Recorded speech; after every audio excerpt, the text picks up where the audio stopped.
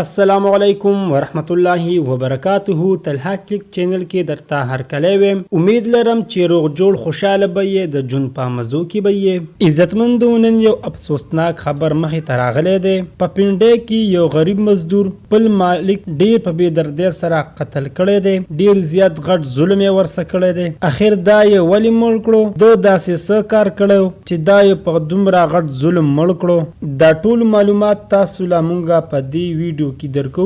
ویډیو وګورئ چې پورا معلومات نه خبر شئ. که تاسو موږ سره په دې ویډیو کې نوي یې مهرباني وکړئ زموږ دا چینل مه ضرور سبسکرایب کړئ. خوا کې ورسره ګنټۍ نشان ووهئ چې هر یوه نیو معلوماتي ویډیو تاسو ته په اسانۍ سره میلاویږي. عزتمندو په پنډۍ کې احسان الله نوم یو کس و چې اپر دیر سره تعلق لرو.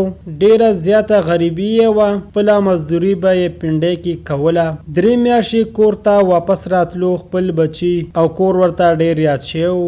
خپل مالک ته یې ویل چې زه یو څو ورځو لا کور ته ځمه، ماله خپله دیاړي راکه. هغه والا څه لږې پیسې ورکړې او ورته یې ویل چې نورې به سبا درکړم. په سبا یې دا غریب په داسې حال مړ کړو چې د ظلم انتها یې پې کړې وه. په خښتو په ګټو یې ایښتی و، په سر یې وهلی و، د خښتو غزارونه یې پې کړي وو. ډېر زیات په بد حال یې مړ کړی و. دوستانو تر کومه پورې به دا ظلم او بربریت شروع وي؟ تر کومه پورې به مسلمانان د خپل ورور وینه توی کوي؟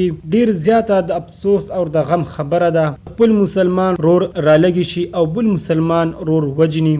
الله تعالی د احسان الله ورور له جنت الفردوس کې اعلی مقام ورکړي او کور والو ته دی الله تعالی د زړه صبر ورکړي. زمون حکومت ته دا درخواست دی چې د احسان الله قاتل دی زر تر زره گرفتار کړی شي او سخت نه سخت سزا دی ورکړی شي.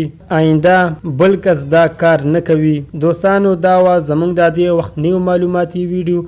د نورو نیو معلوماتي ویډیو دپاره زمونږ د چینل مه ضرور سبسکرایب کړئ.